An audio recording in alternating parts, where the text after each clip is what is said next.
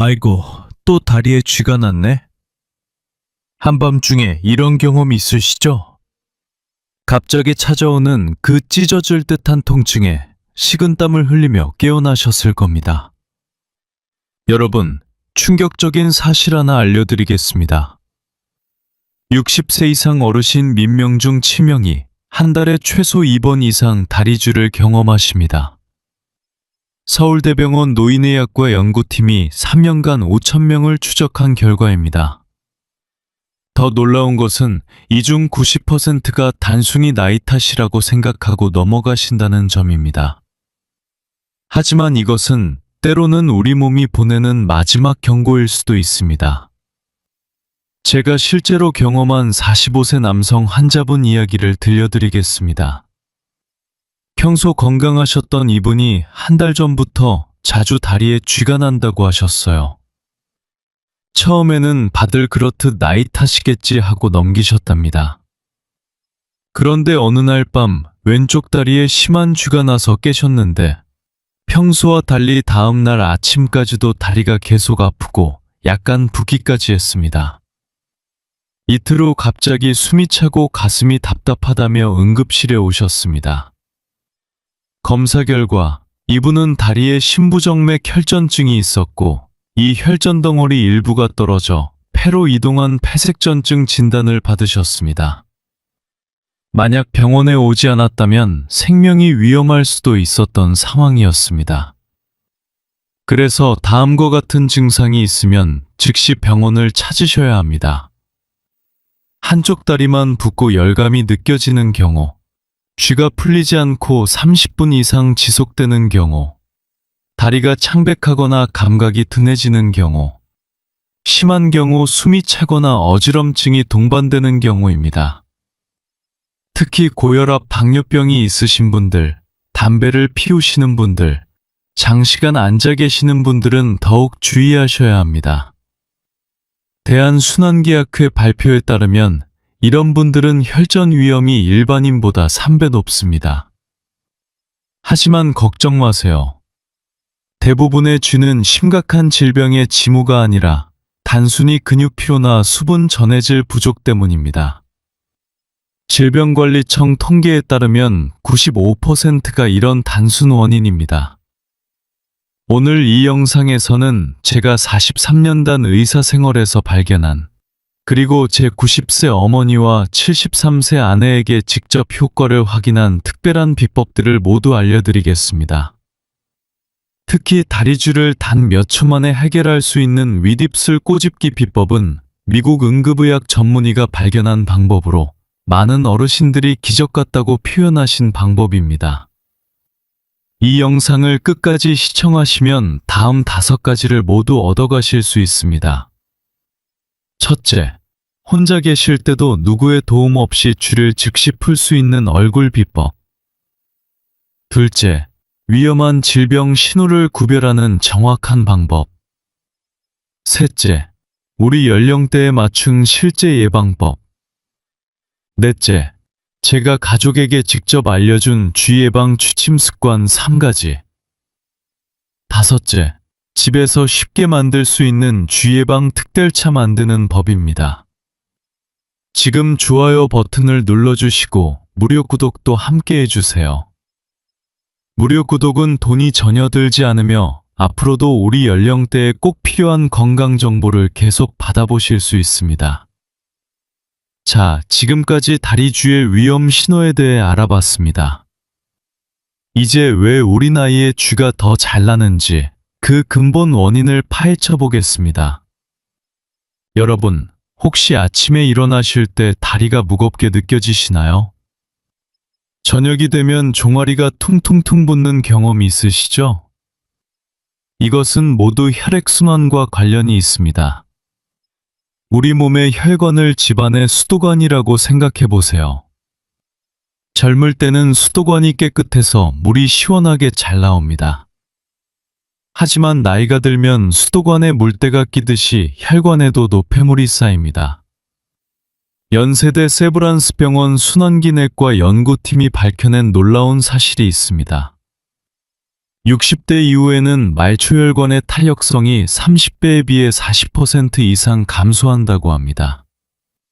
즉, 혈관이 딱딱해진다는 뜻입니다. 혈관이 딱딱해지면 어떻게 될까요? 심장이 피를 보내도 다리 끝까지 제대로 도달하지 못합니다. 특히 밤에 누워 계실 때는 중력의 도움도 받지 못해서 더욱 혈액순환이 나빠집니다. 이렇게 혈액순환이 나빠지면 근육세포의 산소와 영양분이 부족해집니다. 근육세포는 마치 숨이 막힌 것처럼 비명을 지르는데 그것이 바로 우리가 느끼는 주입니다. 67세 박할머니의 사례를 들려드리겠습니다. 이분은 매일 밤 새벽 3시쯤이면 어김없이 다리주로 깨어나셨답니다. 한 달에 20번도 넘게 쥐가 나서 잠을 제대로 주무시지 못했습니다. 혈액순환 검사를 해보니 발목 상환지수라는 수치가 0.7이었습니다.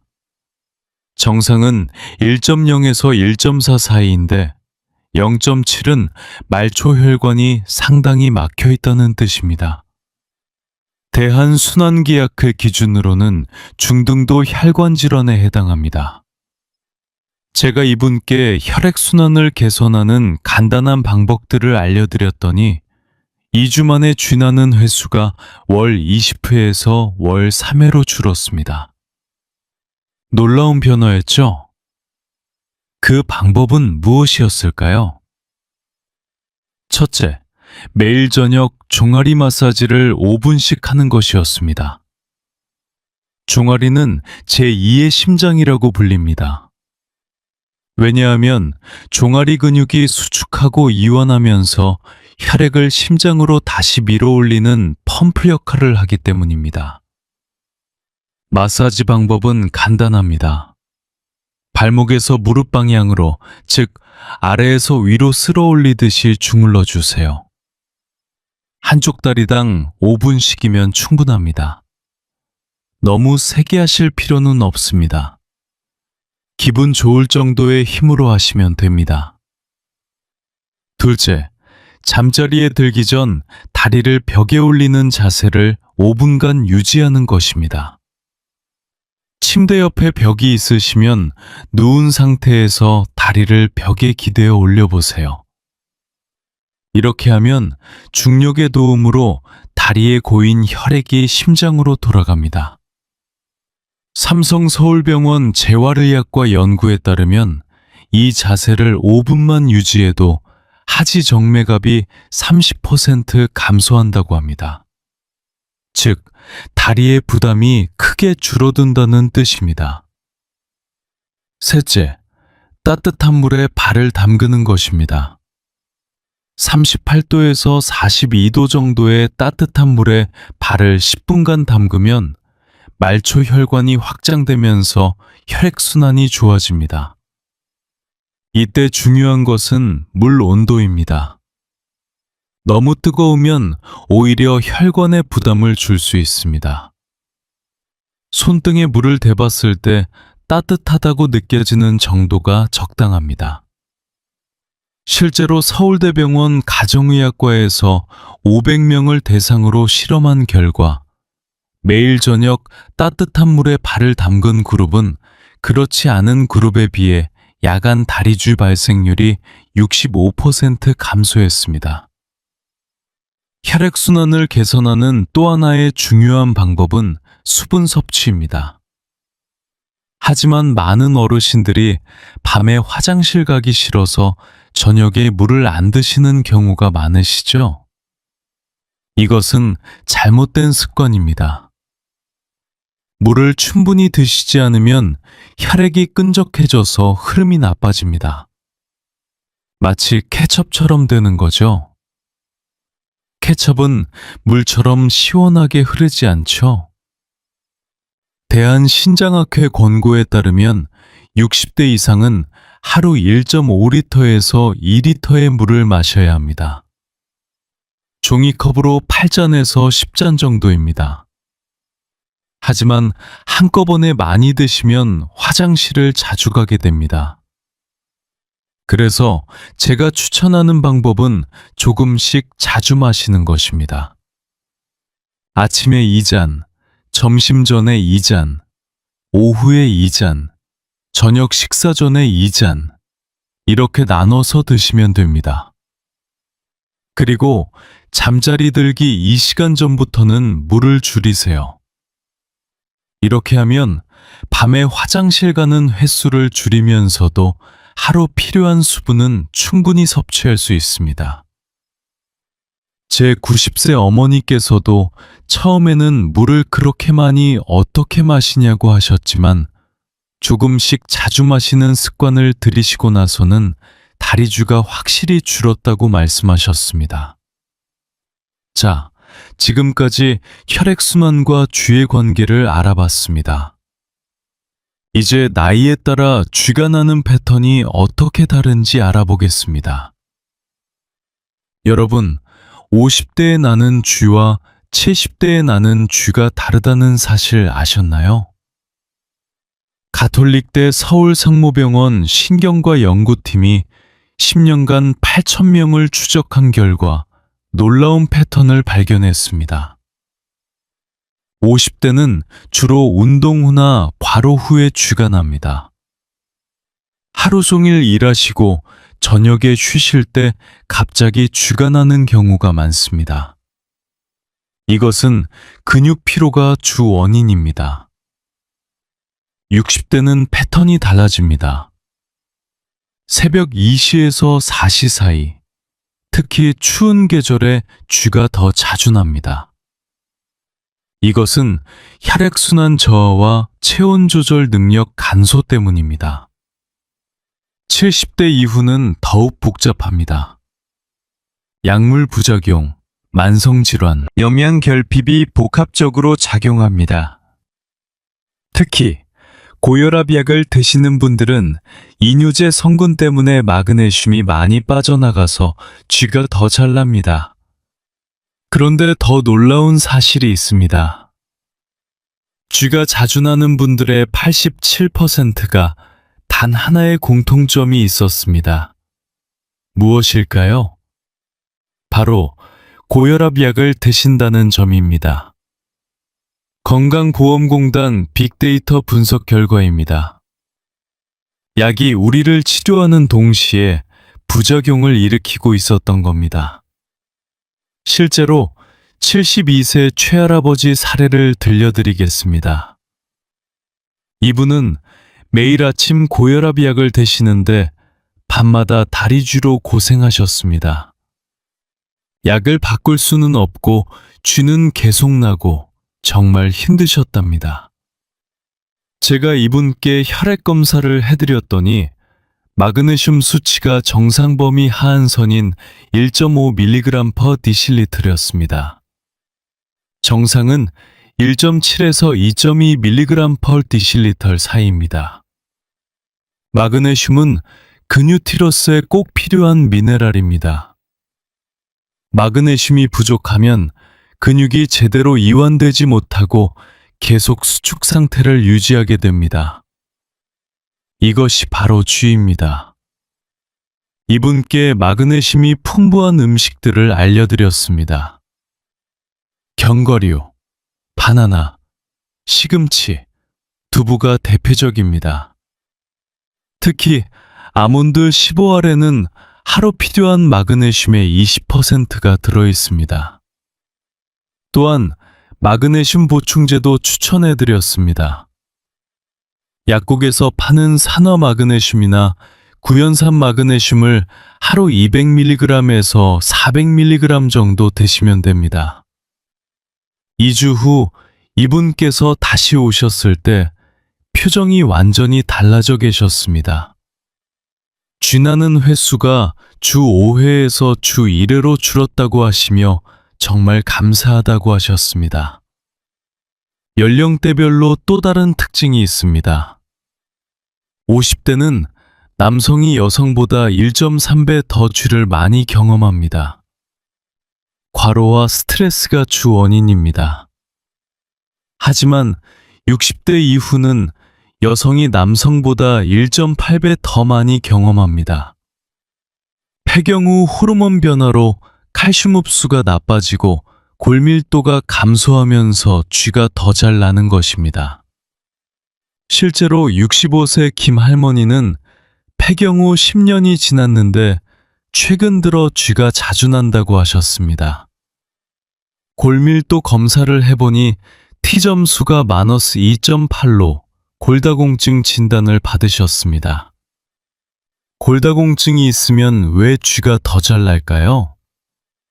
뼈에서 칼슘이 빠져나가면 혈액 속 칼슘 농도를 유지하기 위해 근육에 있던 칼슘도 함께 감소합니다.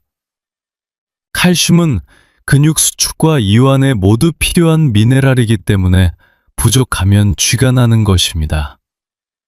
대한골대사학회 권고에 따르면 60대 이상 여성은 하루 칼슘 1,200mg을 섭취해야 합니다. 우유 한 잔에 300mg, 두부 반모에 200mg, 멸치 한 줌에 250mg 정도가 들어 있습니다. 또 하나 중요한 것은 비타민 D입니다. 비타민 D가 없으면 칼슘을 아무리 많이 먹어도 흡수가 안 됩니다. 비타민 D는 햇빛을 쬐면 우리 몸에서 만들어지는데 요즘 어르신들은 밖에 잘 안 나가시잖아요. 질병관리청 조사에 따르면 65세 이상의 75%가 비타민 D 부족 상태입니다. 겨울철에는 90%까지 올라갑니다. 비타민 D는 하루 15분에서 20분만 햇빛을 쬐어도 충분히 만들어집니다. 아침 10시에서 오후 2시 사이가 가장 좋습니다. 손과 얼굴만 햇빛에 노출시켜도 됩니다. 만약 밖에 나가시기 어려우시면 비타민 D 보충제를 드세요. 하루 1000IU에서 2000IU 정도가 적당합니다. 약국이나 건강식품 가게에서 쉽게 구하실 수 있습니다. 자, 이제 많은 어르신들이 모르고 계시는 약물 부작용에 대해 알아보겠습니다. 여러분이 매일 드시는 그 약이 다리쥐의 원인일 수 있습니다. 충격적인 통계를 알려드리겠습니다. 70세 이상 어르신의 87%가 하루 3가지 이상의 약을 드십니다. 건강보험 심사평가원 2023년 자료입니다. 이 중 45%가 약물로 인한 다리쥐를 경험한다고 합니다. 가장 흔한 원인, 약물 첫 번째는 이뇨제입니다. 고혈압 약에 많이 들어있는 성분인데 소변을 통해 수분을 배출하면서 마그네슘, 칼륨도 함께 빠져나갑니다. 히드로클로로티아지드, 프로세마이드 같은 이름들 들어보셨죠? 이런 약들을 드시는 분들은 특히 주의하셔야 합니다. 두 번째는 스타틴 계열 콜레스테롤 약입니다. 아토로바스타틴, 로수바스타틴 같은 약들인데 근육통과 쥐를 유발할 수 있습니다.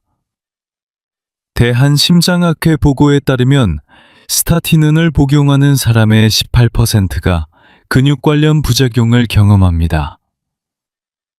세 번째는 천식약입니다. 기관지 확장제 성분이 칼륨을 감소시켜 쥐를 유발할 수 있습니다. 네 번째는 당뇨병 약 중 일부입니다. 특히 인슐린을 사용하시는 분들은 저혈당이 오면 쥐가 날 수 있습니다. 그렇다면 어떻게 해야 할까요? 절대로 약을 임의로 끊으시면 안 됩니다. 대신 주치의 선생님께 말씀드려서 약을 조절하거나 보충제를 함께 드시는 방법을 찾으셔야 합니다. 74세 이 할머니 사례를 들려드리겠습니다. 이분은 고혈압 약 2가지, 콜레스테롤 약 1가지, 당뇨병 약 2가지를 드시고 계셨습니다. 밤마다 쥐가 나서 잠을 설치셨죠? 제가 복용 중인 약을 검토해 보니 이뇨제 성분이 2가지 약에 중복으로 들어 있었습니다. 주치의와 상의하여 한 가지를 다른 계열로 바꾸고 마그네슘 보충제를 추가했더니 2주 만에 쥐가 거의 사라졌습니다.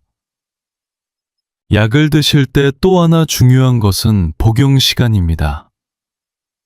이뇨제를 저녁에 드시면 밤에 소변이 자주 마려워지고 수분과 전해질이 빠져나가면서 쥐가 더 잘 납니다. 그래서 이뇨제는 가능하면 아침에 드시는 것이 좋습니다. 밤에는 소변 때문에 깨는 일도 줄어들고 쥐도 덜 나게 됩니다. 또한 약을 드실 때는 충분한 물과 함께 드세요.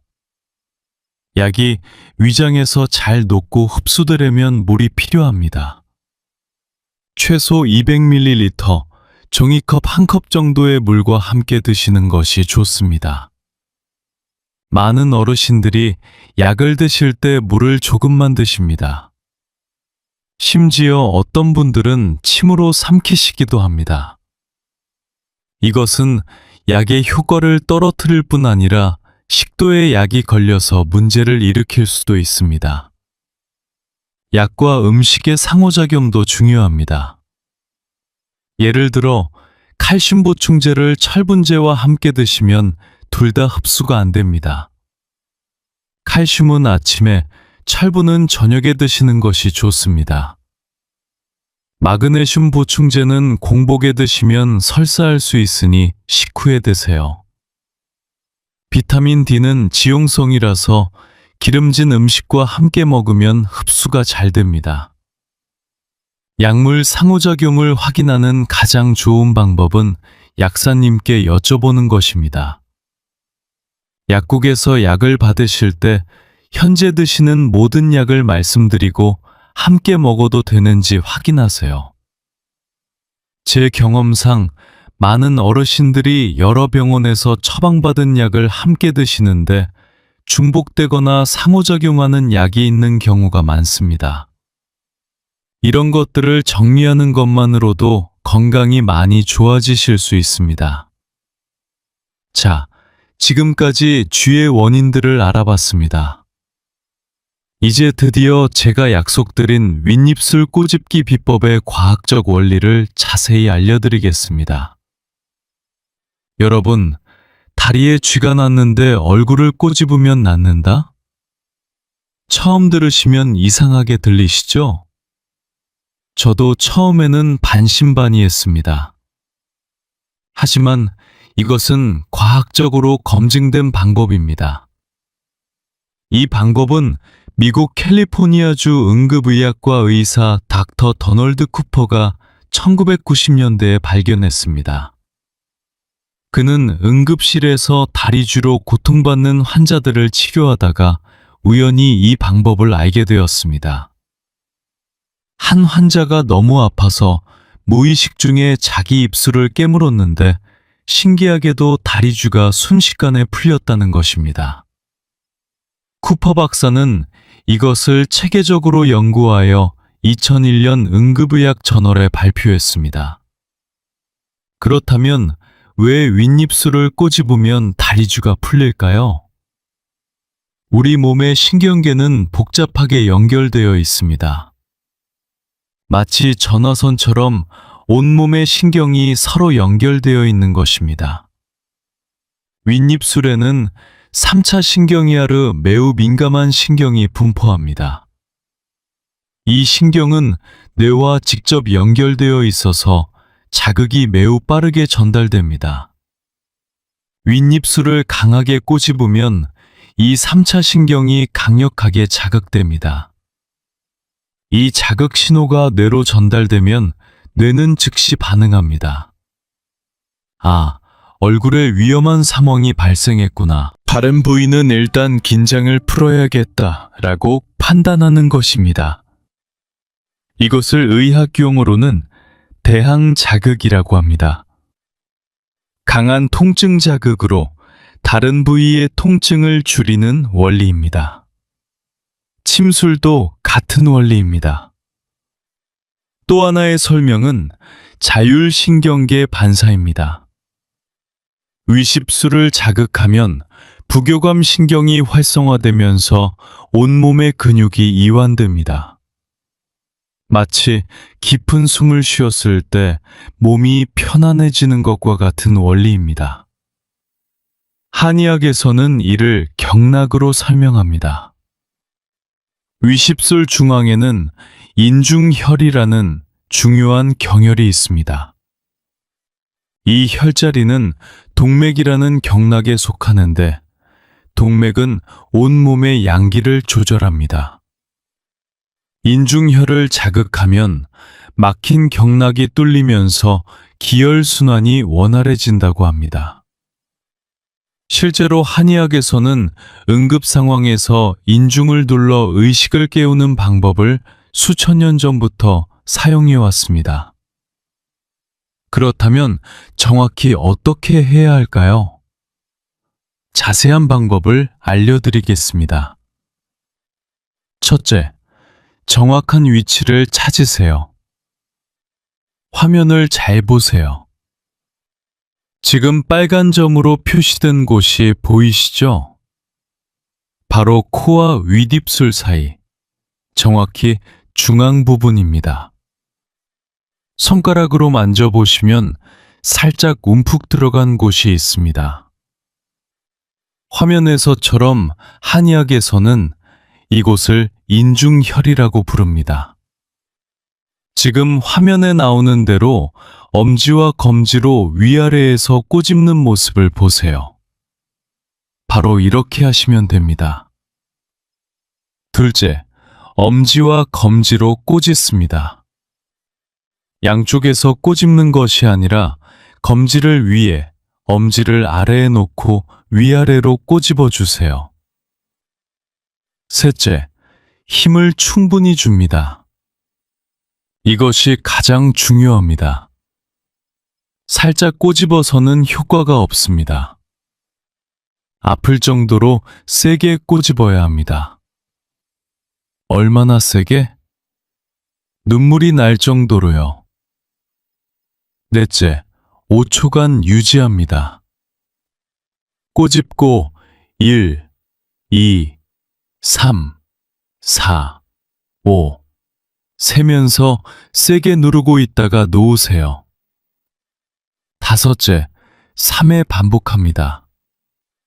한 번으로 안 되면 10초 쉬었다가 다시 꼬집어 주세요. 대부분 3회 이내에 효과가 나타납니다. 제 90세 어머니께서 이 방법을 처음 시도하셨을 때 이야기입니다. 어머니는 밤중에 쥐가 나서 한번 꼬집어 보셨는데 효과가 없으셨답니다. 그래서 제게 전화하셨죠. 제가 물어봤습니다.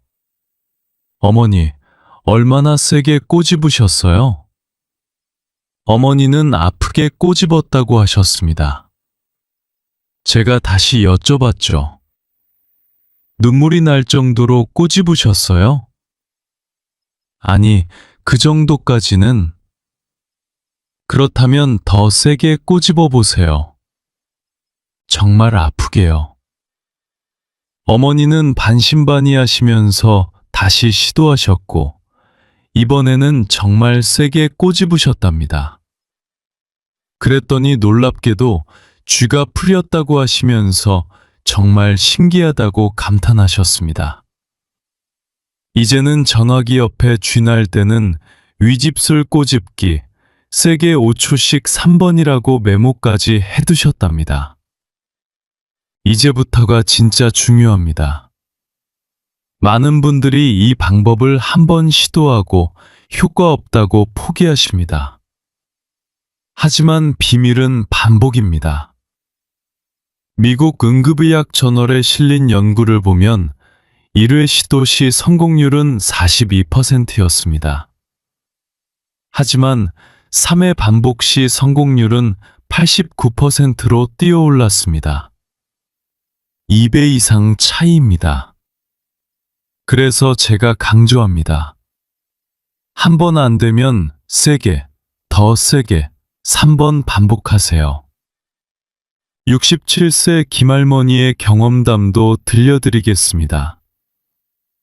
혼자 사시는 이분은 한밤중에 두 다리에 동시에 쥐가 나서 바닥에 쓰러져 움직이지도 못하는 상황이었습니다.